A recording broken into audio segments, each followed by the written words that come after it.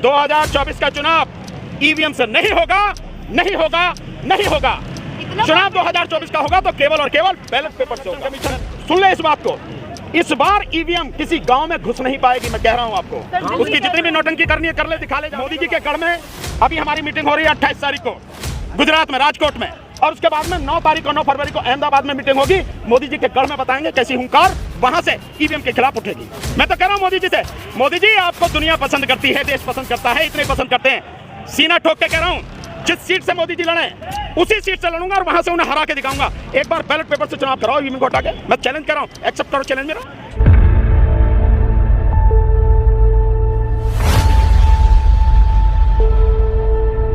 से ऐलान किया है कि आप इन लोगों की लड़ाई में शामिल हुए। ये इतने लोग हैं 10,792, ये लोग भी अब ईवीएम की लड़ाई में भी साथ रहेंगे। 100% साथ में रहेंगे। और मैं आपके सामने कह रहा हूं कि इनमें से अगर कोई ईवीएम की लड़ाई में साथ नहीं देगा तो हम इनका साथ नहीं देंगे। ईवीएम की लड़ाई बदला चल रहा है। नहीं, बदला नहीं है। हाँ। ईवीएम की लड़ाई व्यक्तिगत मेरी नहीं है। मैंने अपने लिए नहीं कहा कि आप मेरा साथ दो, मेरी लड़ाई में साथ दो। ईवीएम की लड़ाई इनकी भी लड़ाई है। वोट इनका भी लूटा जाता है, वोट इनका भी चोरी किया जाता है, इनकी वोट पे भी डाका है। तो इनकी वोट ये जिस पार्टी को, जिस कैंडिडेट को देना चाहते हैं उसी को जाए, और वोट देते समय इन्हें मालूम हो कि ये किसको वोट दे रहे हैं। वो बिल्कुल शीशे की तरह साफ होना चाहिए, और वो केवल और केवल बैलेट पेपर से हो सकता है, ईवीएम से नहीं हो सकता। यही बात हमने इनको समझाई है। तो वो लड़ाई ईवीएम की केवल मेरी नहीं, हम सबकी लड़ाई है। और इन्होंने वादा किया है कि इस ईवीएम की लड़ाई में साथ देंगे। अगर ये अपनी लड़ाई में साथ नहीं देते हैं और केवल अपनी नौकरी की बात करते हैं तो मैं समझता हूँ ये किसी हालत में सही नहीं। और मुझे पक्का भरोसा है ये लोग इतने समझदार तो हैं ही कि अपनी लड़ाई जो वेतन की है, नौकरी की है, उसे भी लड़ेंगे, और ईवीएम की लड़ाई जो पूरे देश की हर किसी की लड़ाई है उसे भी पूरी ईमानदारी के साथ में लड़ेंगे और हमारा साथ उसमें देंगे। मुझे पक्का विश्वास है। ईवीएम को लेकर के आपका अगला प्लान क्या है? क्या कि कल हम खुलासा करेंगे कि इस ईवीएम को रखने में कौन कौन शामिल है। इसमें सरकार, इलेक्शन कमीशन और कौन कौन है जो इस षड्यंत्र को बनाए रखना चाहते हैं, सत्ता पर बने रहना चाहते हैं, उसका खुलासा बाकायदा होगा। कई चीजों का खुलासा होगा। कल आप लोग आएंगे तो ईवीएम का अगला कदम है हमारा ये, जो कल आपको होगा। और इसके बाद में स्टेप बाय स्टेप हम लोग चलेंगे, आपको बताते रहेंगे, क्योंकि आप ही साथी हैं। मैं आपका दिल से धन्यवाद देना चाहता हूँ कि हमारी ईवीएम की लड़ाई को, और मैंने यहाँ इसलिए आपको बुलाया कि ये मजदूर साथी हैं, इनकी आवाज़ भी तो आप ही उठाएंगे। ये भी तो आप ही के बहन भाई हैं। इनकी आवाज़ जब तक मीडिया नहीं उठाएगा, और मीडिया आप है, तब तक कहाँ तक पहुँचेगी इनकी आवाज़। इसलिए इनके आपको सबको मैंने फ़ोन करके पर्सनली मैंने आज सबको फ़ोन किया, और मैं धन्यवाद देता हूँ आप में सारे साथी यहाँ आ जाए हैं, इसलिए हमने आपको बुलाया है। और ये लड़ाई में ये भी शामिल होंगे, और आगे की जो लड़ाई होगी ईवीएम की बहुत मज़ेदार, बहुत मजबूत लड़ाई होने जा रही है। आप देखना, वो काम होगा जो कोई लोग सोच नहीं सकते, वो आगे वो काम होगा। चुनाव आयोग तैयारी कर रहा है ईवीएम चुनाव कराने के लिए। करने दो, उससे क्या फर्क पड़ता है। बंद होने में कितनी देर लगे? 1 मिनट। ये डिब्बे बंद, अब कागज से होगा। देश का नुकसान होगा बहुत ज्यादा। देश का कोई नुकसान नहीं होगा। देश का नुकसान ये लोग कर रहे हैं जो लुटेरे बैठे हैं। ये देश का नुकसान कर रहे हैं, ये मजदूरों का हक मार रहे हैं। ये लुटेरे हैं जो इस देश के लोगों की, बच्चों की शिक्षा को जिन्होंने बर्बाद कर दिया है।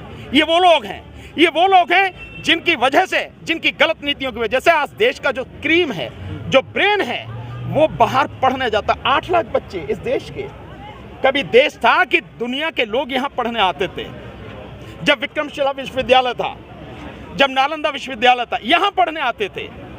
जब तक्षशिला विश्वविद्यालय था, आज यहाँ से जा रहे हैं। और 8 लाख बच्चे हर साल देश से विदेश पढ़ने जा रहे हैं, और उनमें से 95% बच्चे कभी आप आते नहीं है। तो यानी जो पढ़ाई, जो ज्ञान उन्होंने लिया, वो हमारे काम नहीं आ रहा, वो देश दुनिया के काम आ रहा है, औरों के काम आ रहा है। चाहते हैं कि बूथ के बूथ लूट लिया जाए? कौन, किसकी हिम्मत है बूथ लूटने की? जिसमें औकात हो इस बार बूथ लूट के दिखाए, हम बताएंगे कैसे जो होगा। ये बूथ लूटने का केवल और केवल एक माहौल बनाने की कोशिश है ताकि ईवीएम से चुनाव हो। सर एक सवाल है, एक मिनट, उस समय जब होते तो वो पुराना जमाना था। आप कितने बूथ लूट लेंगे? मैं अभी आज भी मान लेता हूँ 2, 4, 10, 20, 50, 100, 10,000, 20,000। यहाँ तो पूरा का पूरा इलेक्शन, यानी 10 लाख से ज्यादा बूथ हैं, वो पूरे के पूरे लूट लिए जाते हैं। सरकार घर में अटके जो है ईवीएम में गड़बड़ी करके बना ली जाती है। आप चाहते हैं कि ये होता रहे? ये वो 10-20 और मैं दावे के साथ कह रहा हूँ, अगर जनता खड़ी होगी एक भी बूथ कैप्चर नहीं हो सकता, एक भी बूथ लूटा नहीं जा सकता। सर सवाल ये है, आप लोग ईवीएम पे लगातार आवाज उठा रहे हैं यूट्यूब। यार ये राहुल गांधी से पूछना, राहुल गांधी के खिलाफ FIR, हम तो मुकदमा लड़ेंगे उसका फ्री में। तो दबाया जा रहा है सर, काहे का? विपक्ष खुद के खिलाफ FIR। अब तो काहे को विपक्ष जा रहा? विपक्ष को ईवीएम की लड़ाई लड़नी चाहिए, वो यात्रा में लगा है। अगर ईवीएम हट गई तो किसी यात्रा की जरूरत नहीं, पब्लिक वैसे ही जिता देगी। और मैंने कल कहा था, आप यात्रा कर लो, कुछ भी कर लो, अगर ईवीएम रहेगी तो आप जीत नहीं पाओगे। जनता तो हर बार आपको वोट दे रही है, जनता ने कहां वोट नहीं दी आपको? आपको वोट दे रही है। बात यह है कि आप अपनी वोट को उसकी रक्षा ही नहीं कर पा रहे। सो न्याय यात्रा से कुछ नहीं होगा, भारत जोड़ो यात्रा से कुछ नहीं होगा। जो लोग जुड़े हुए हैं, असली यात्रा है, इस ईवीएम को लेकर यात्रा निकलो, तब तो बात बनेगी। और जब तक ईवीएम रहेगी, पूरा देश भी वोट दे देगा तो भी नहीं जीत पाओगे। और ईवीएम हट गई, दावे के साथ कह रहा हूं, मोदी सरकार 40 से ज्यादा सीटें ले नहीं पाएगी लोकसभा में, 543 में से। सर ईवीएम की लड़ाई ये है, ईवीएम की आवाज अब यूट्यूब पे उठा रहे हैं, सबसे ज्यादा चैनल्स दिखा रहे हैं, और यूट्यूब खुद सर्टिफिकेट दे रहा है कि ईवीएम पूरी तरह से ट्रांसपेरेंट है, पारदर्शिता है। यूट्यूब नहीं दे रहा सर्टिफिकेट, वो इलेक्शन कमीशन की वो उसने लगा रखी है, वो मजबूर है, सरकार के दबाव में है। इन सब लोग जो दबाव में हैं, जिनका सरकार गला दबा रही है, इन सबको आजादी दिलानी है। अभी आपका गला दबाया जाएगा, आपके गला दबाने का भी कानून आने वाला, तो आपकी लड़ाई भी हम लड़ रहे हैं, आपकी लड़ाई भी लड़नी पड़ेगी। लड़ोगे अपनी लड़ाई? अरे बोलते क्यों नहीं? लड़ेंगे सर लड़ाई। हाँ तो बोलो ना, आपकी लड़ाई भी लड़ेंगे, गला किसी का दबने नहीं देंगे, आवाज किसी के बंद नहीं होने देंगे, हक किसी का मारने नहीं देंगे।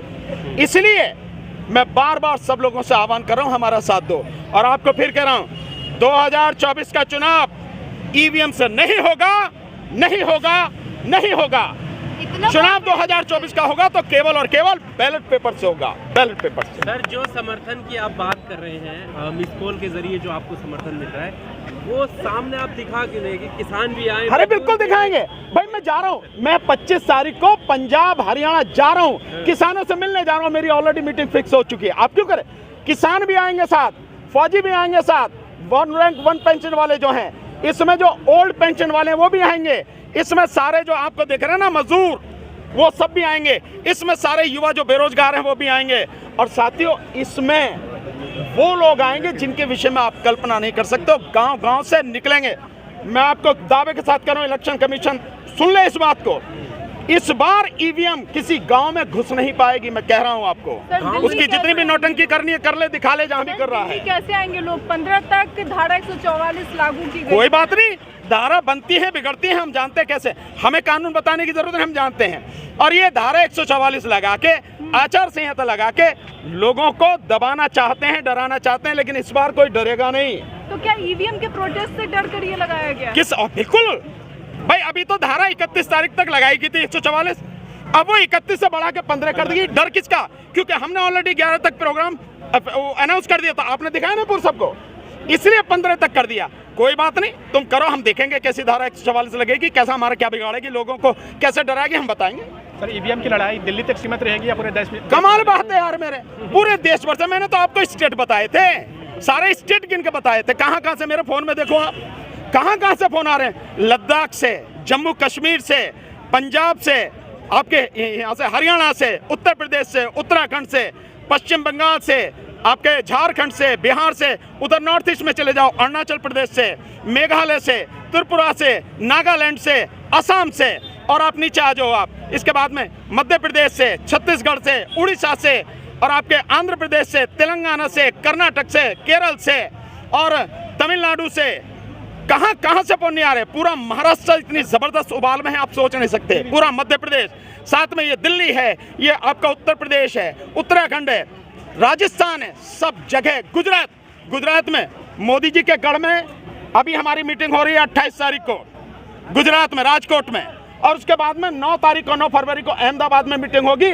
मोदी जी के गढ़ में बताएंगे कैसी हुंकार वहां से ईवीएम के खिलाफ उठेगी। चिंता मत करो, उनका आंदोलन कोई स्थायी रूप में देखने को मिलेगा? 100% स्थायी है और मजबूत बनेगा। और गांव-गांव में ये आंदोलन ऐसा होगा जो गांव-गांव में होगा, गांव-गांव से लोग सड़कों पर निकलेंगे। आप कह रहे हैं कि बिना ईवीएम गुजरात में भी सरकार अपना, मैं तो कह रहा हूँ ना, अभी ये करा लो, अगर मोदी जी जो है वहाँ सरकार बना ले, गुजरात में भी चुनाव करा लो बैलेट पेपर से, अगर मोदी जी सरकार बना जाए, वहाँ भी नहीं बना। हाँ 100% राजनीति छोड़ दूंगा हमेशा के लिए, आ जाओ मैदान में। मैं तो कह रहा हूँ मोदी जी से, मोदी जी आपको दुनिया पसंद करती है, देश पसंद करता है, इतने पसंद करते हैं, सीना ठोक के कह रहा हूं, जिस सीट से मोदी जी लड़े उसी सीट से लड़ूंगा और वहां से उन्हें हरा के दिखाऊंगा। एक बार बैलेट पेपर से चुनाव कराओ, ईवीएम को हटा के। मैं चैलेंज कर रहा हूं, एक्सेप्ट करो चैलेंज मेरा। जंतर मंतर ही रहेगा धरना या इसके अलावा भी? बतेरी जगह यार, जहां मन में आएगी कर लेंगे। सब देश हमारा है। कल भी सुप्रीम कोर्ट के सामने पहुंच गए थे। हाँ, हमारी सुप्रीम कोर्ट है, जहाँ चाहे वहीं पहुंच जाएंगे।